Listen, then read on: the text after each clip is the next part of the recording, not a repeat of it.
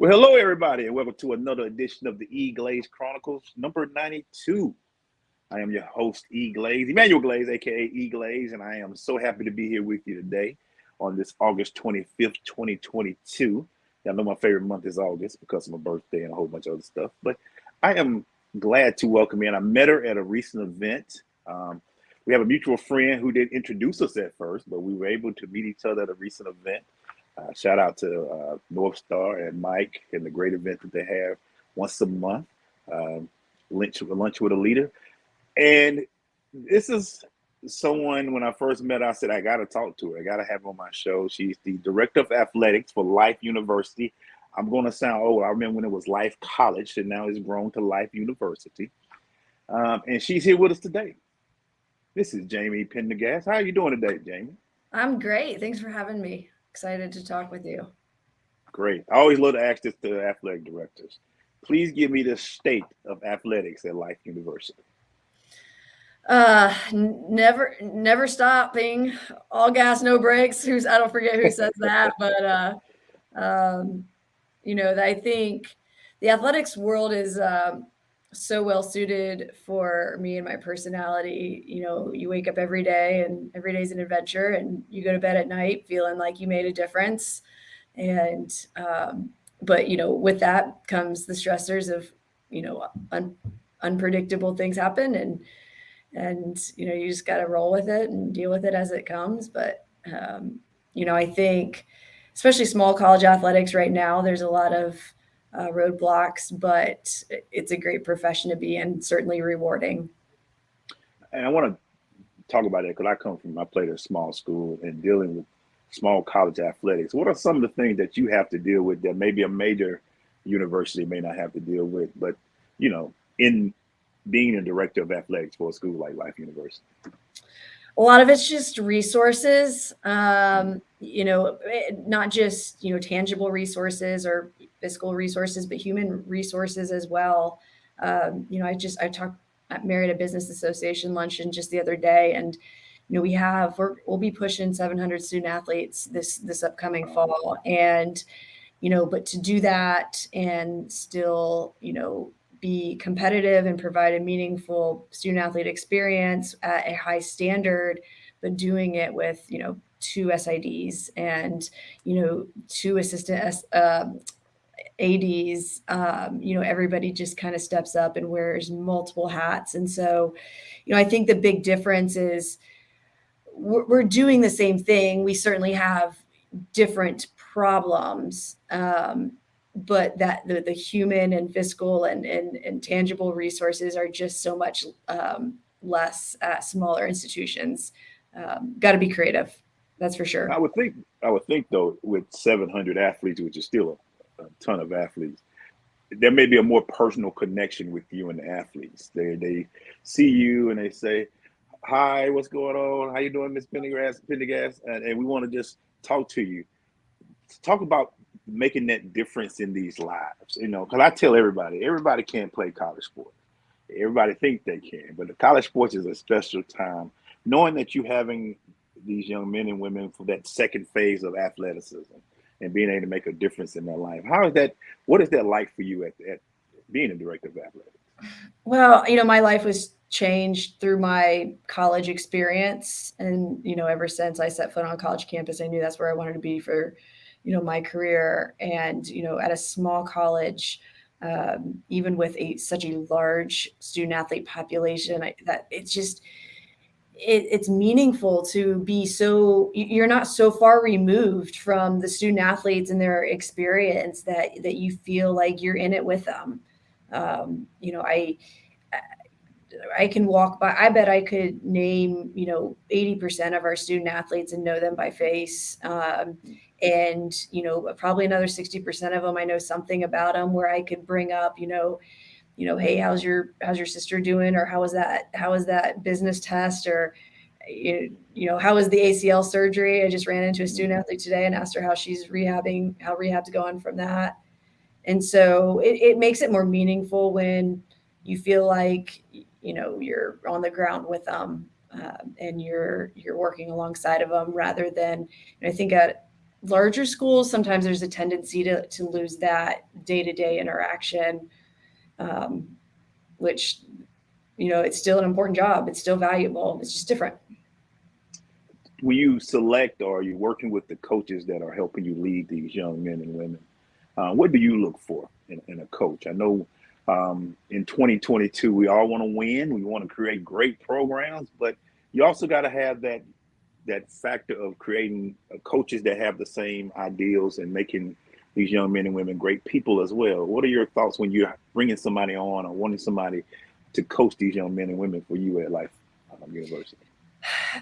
It's a good question. I think hiring people is probably my most important job, because those are the people that we're putting right in front of the student athletes. And so I've had the opportunity to hire a lot of great coaches, and through our success, I mean, athletically, academically, I've kind of been able to, put my thumb on, who has it and what is it, right? And then you try to replicate it in the next hiring cycle. And so for me, first and foremost, it's to be a great CEO.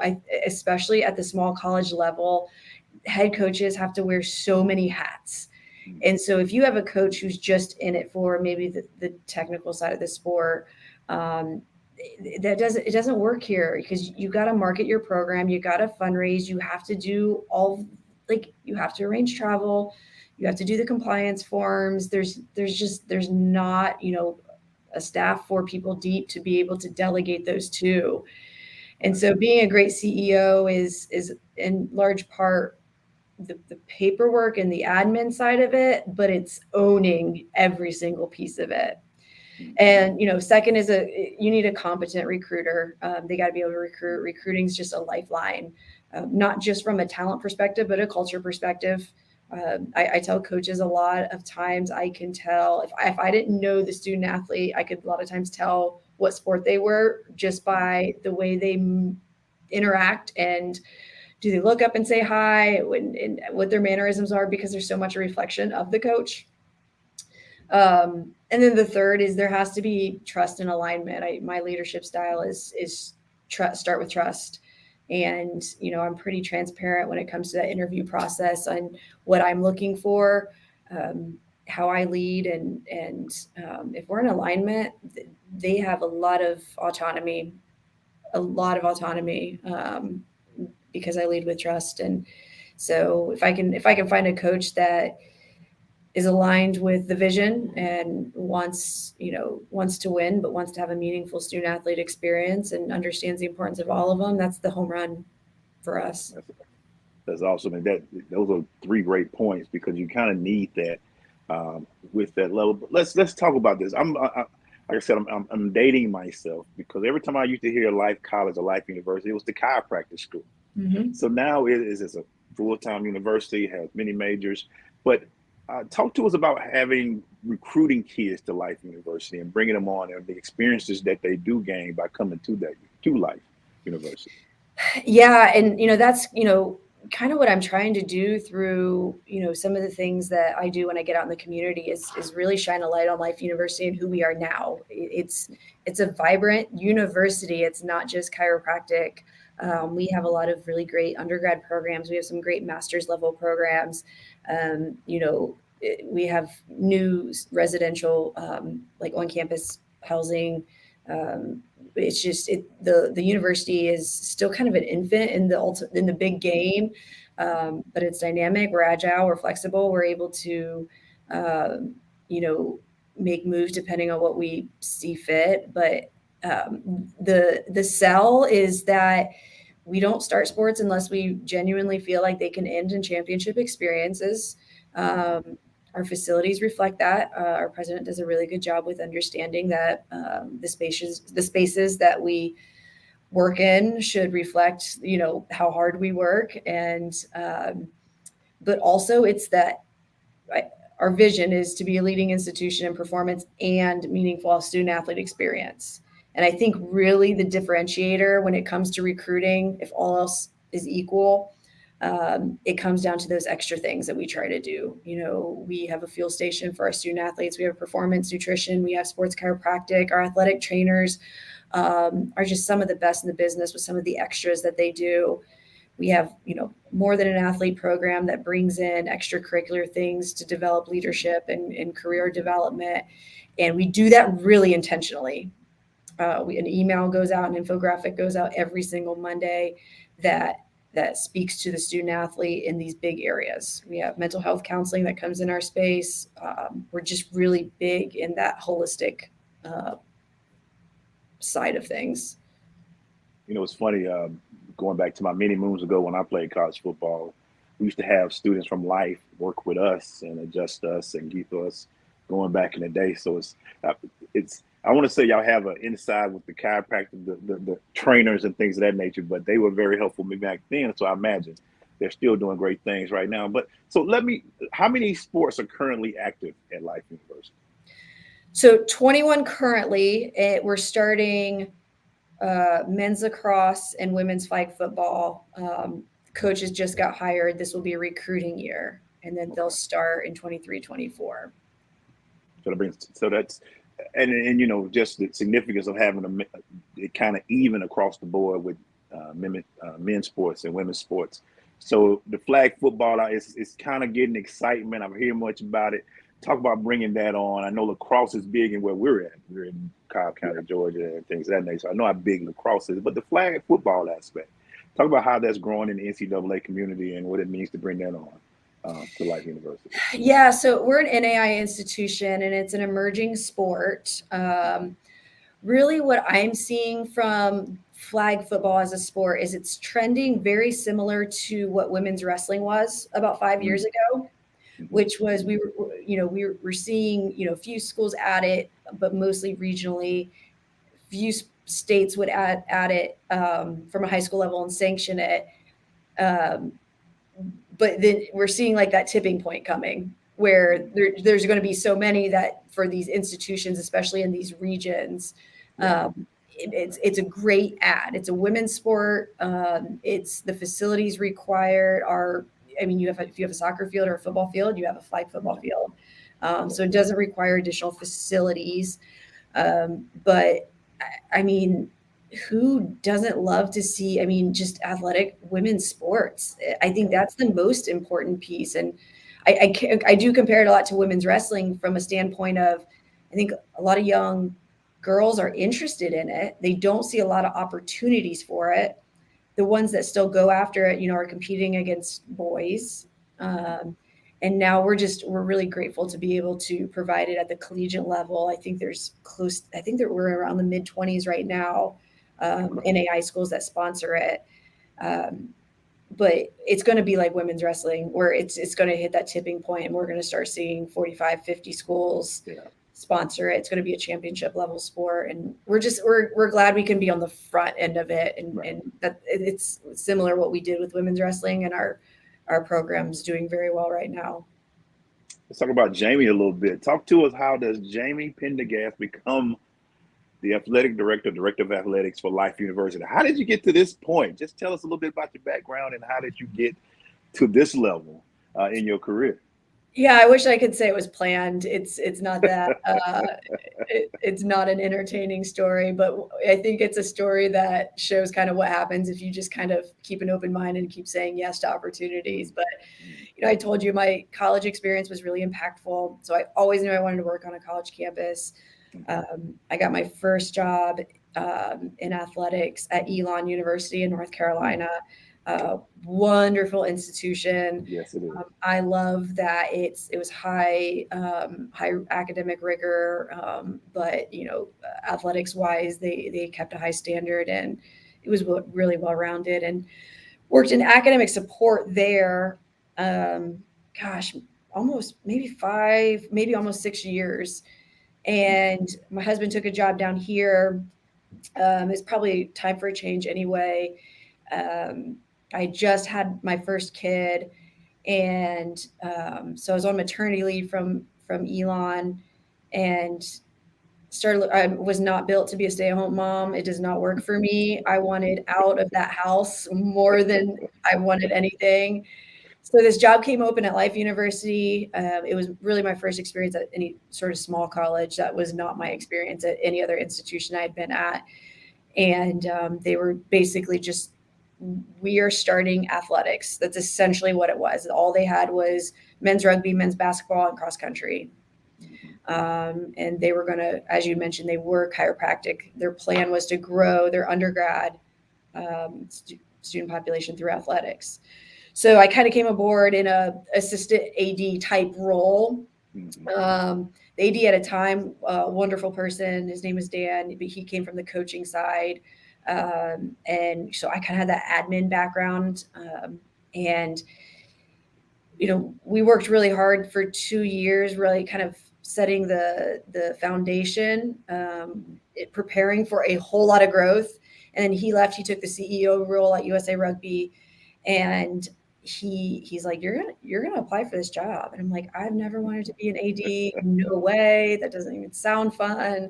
He goes, you're gonna do it. He's like, just apply. So I went through it, and of course they said yes. And here's where we're at. But it was never like written anywhere. It was never the intent, but kept an open mind. Here we are. It's amazing. I don't want to be in this house to director of athletics. That's amazing. I don't want to be here. Yeah. But talk about, I'm very conscientious of the women who make differences in sports, and the need to be in sports, and such as yourself being director of athletics. I don't know the amount or the percentage of women who are ADs at different schools in the country, but how do you see yourself? Do you see yourself as not as a trailblazer, but contributing to make sure that the young people out there know that, young women especially, that we can run athletic programs, we can be moms, we can do all of this and still wake up and run a program successfully? What are your thoughts about being in that role? Yeah, you kind of hit the nail on the head there. It's not about me per se. It's about what I model. I had the opportunity to model for younger girls and women, and also, and I'm kind of ashamed I didn't lead with this, but young boys too, really. Mm-hmm. So for me, my oldest is 8, and for him, he will grow up understanding that women's sports are amazing because he watches them all the time, that women head coaches win national championships. Yep. And in that, women like me can, be leaders in these big organizations. And so it's not really about being just a model for the young girls, but also these young boys that you can change kind of their perception of what they, think leadership looks like. But I've been grateful that, some student athletes and others have kind of stopped me to express their gratitude of just being able to show that, like, oh, like when you walk in the basketball game toting 2 kids behind you, and you're, buying them popcorn, and you're doing your job and cheering on your teams, but then taking care of your kids. And don't get me wrong, I couldn't do it without my husband, who's a saint, but like, I think to them it shows, it doesn't matter. Yeah, if that's what's in your heart, you can get it done. But it's a privilege, that's for sure. I don't take it for granted. I still run into boys and men that just, they don't see that yet, and I think it's because they didn't have that model growing up, and so the impact goes way beyond just girls and women. And I think that's important, and I'm glad you brought it up, because we do need to see that more. We always see the athletic director as a man going around and he's with his suit and tie on, but just to see, I always look at University of Virginia. I forget her name, and what she's been able to do it as a AD and things of that nature. I just think it's important that we see that more. And I know you're a fire and you have a passion of winning. I see your trophies back there. Yeah. So, everybody say the student athlete, but it's nothing like being able to win that championship and win those trophies. As an AD, what's that feeling like when your program that you were part of, as a coaching and the players is all about that. We know the great speeches, but when your part of your program wins a title or wins a trophy, what's that feel like as an athlete? Oh, I am so glad you asked that because so many people will say, like, it's not about the trophies. Like, it's not, but it's about what they represent. And that's why I keep them right here, because there's so much that goes into winning a championship. So much. And so a lot of it's in your control, but a lot of it's out of your control too. Right. And so, there's more bad days than good days, I think, in general, and probably leadership. And so when you go through those, bad days, but you get to go to a championship and see, your student athletes who just grind, all year long, and your coaches who, cry and put in hours and spend time away from their families, and you see that it ends in smiles and tears of joy and trophies and rings. Like, that's unforgettable. Like, I mean, you don't forget that joy. You never do. And it's similar. I mean, it's similar to, right, crossing the stage when you graduate. Like, it's Yeah. the same thing. It's like that. It's that tangible thing that you can point to. But like these two trophies back here, it's more about the stories behind them than the actual, like, you know championship. And um but you learn a lot through losing, but you sure learn a heck of a lot through winning too. And any AD would be lying if they didn't say, winning wasn't important. It's a big piece of the experience. And I'm glad you put it that way because people don't realize that before even one game is played, there is so much studying and working and practicing that goes into it. You want a great end result. You don't just get into anything to just say, "Hey, it was good. We just played." No, you practice hard. You wake up every morning and three or four. It's a lot that goes into it. How many events do you try to do you go on the road a lot? Do you try? I know you got kids and all, but how many events do you try to see throughout the year as the AD? So I try to make as many as possible, especially the home games. Um, because that's the fun part. I was like, I don't sit in my office from 7 a.m. till 4 p.m. like to not watch the games. Right, Um, right. it's getting a little bit more difficult with my kids getting older, right? Because they have their activities and like, I mean, like right now, my daughter's in the room next to me, but I try to travel to any championship experience, or national championship tournament or game. Sometimes I can't because there's overlap. Our, like, especially like our winter sports are really strong. I can't always get to all of our winter championships because a lot of them go on the same weekend. Um, but those are the moments, like, you don't want to forget. And so I, like, again, I'm lucky to have an understanding husband that gets it, and he's like, no way you're missing that. Um, but it is a whole lot of time. It is. I try to be there for my coaches, who I just adore. I think coaching is the hardest business there is. I just can't say enough about my coaches, and being there for them um, is also important. So I have to ask this because I've always wondered. Okay, here you are, director of athletics for Life University.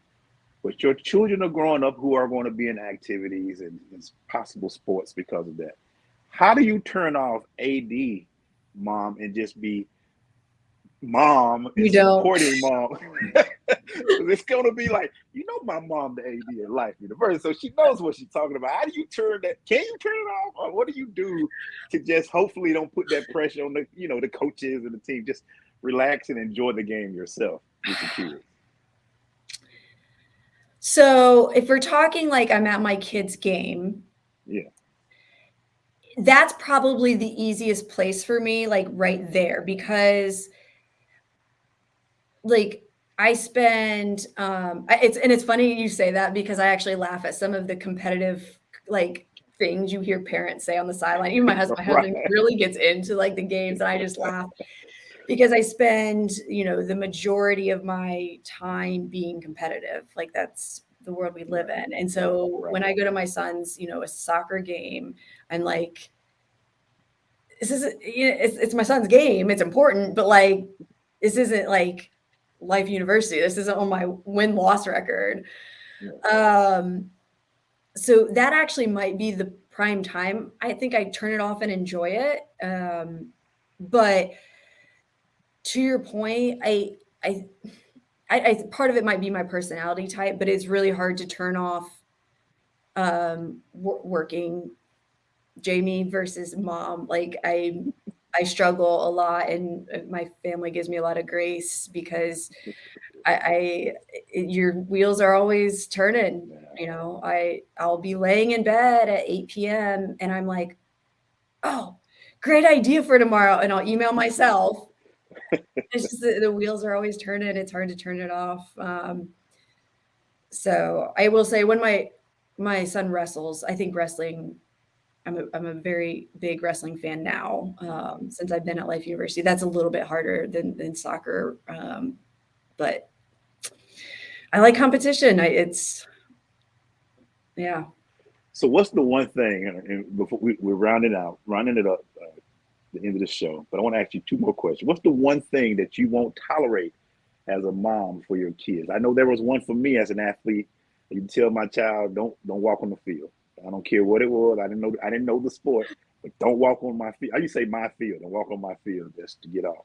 What's that thing that you're gonna be like, I know I'm supposed to be on the sideline, but if I see you do this one more time, I might come out on the field. What's that thing that drives you like that?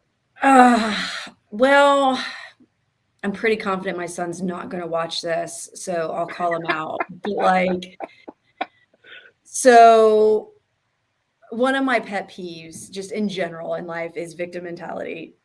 And so, the one thing I can't tolerate is that, like, if he comes off the field or comes off practice and he's like, but he did this, or my coach did this, or like it was a bad pass, or let the ball, and I'm like, so what are you going to do about it? Like, I can't stand the deflecting.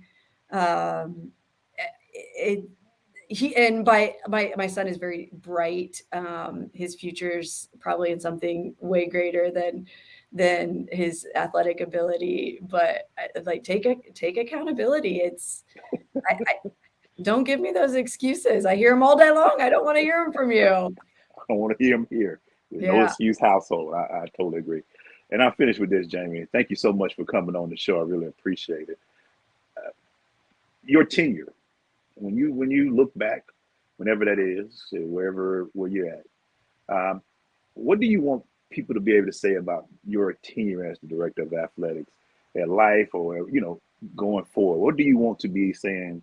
I was able to do this at this program, and we did it well. When you look back at it, maybe years down the road, but we just said, what do you want to be able to say? I don't necessarily have a prepared answer for that, and so probably just more from my heart. It's just that I cared. I don't know if it's anything tangible that I did X. I feel like I wake up every day and you kind of when you feel like the job's not done, there's still something hanging out there. But ultimately, regardless of what my resume might reflect at the end of my tenure, like, I really hope everybody just says, like, gosh, she cared so much. Not like, gosh, look at all those trophies, or like, gosh, like, look at all those student athletes. Like, I want them all, no matter who they were, it was a coach or administrator or faculty member or student athlete, that when they interact with me or they walk by me or they see me in the stands, I just want them to think, like, gosh, she just cared a lot. So That's awesome. That is awesome. Because people want to be able to say they were able to relate and connect with their director of athletics. Where can they find out more about you, or if you want them to follow you, or the Life University program? Where can they find more information about it? So the best way, I love Twitter. I think it's the best place to kind of share news, at Jayme Pendergast, or at Life U Athletics. Those are the two places I think to best keep up on what Life University Athletics is doing, what I'm doing, and kind of give an insider. I like to share. I'm a big leadership learning junkie, and so sharing those tips.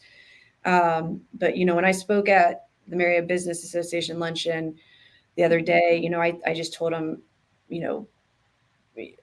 Life Universities is just, it's different in a good way. Like, I mean, if you're a sports fan and you like following really great talent and really good people, and if you want a really good chance that your team's, or your school's going to end up with a championship of some sort at the end of the year, like, follow Life University. We have good things going on.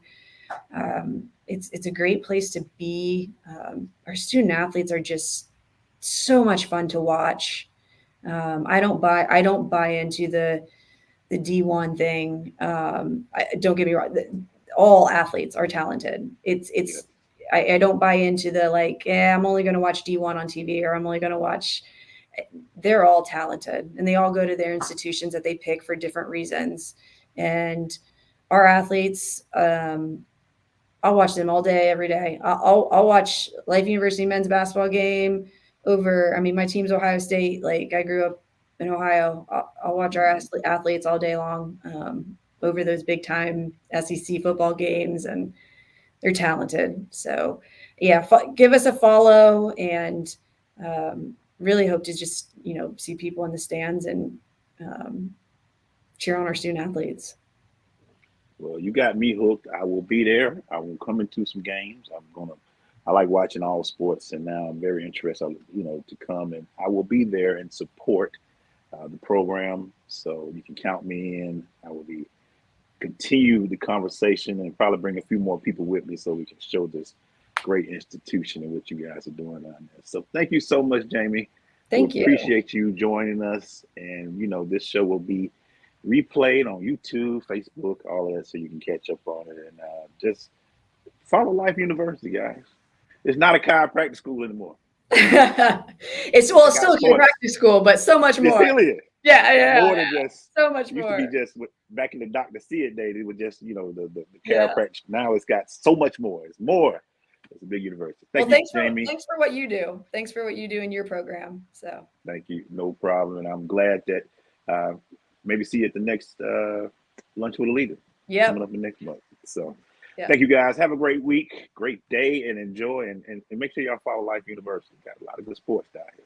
Thank you, everybody.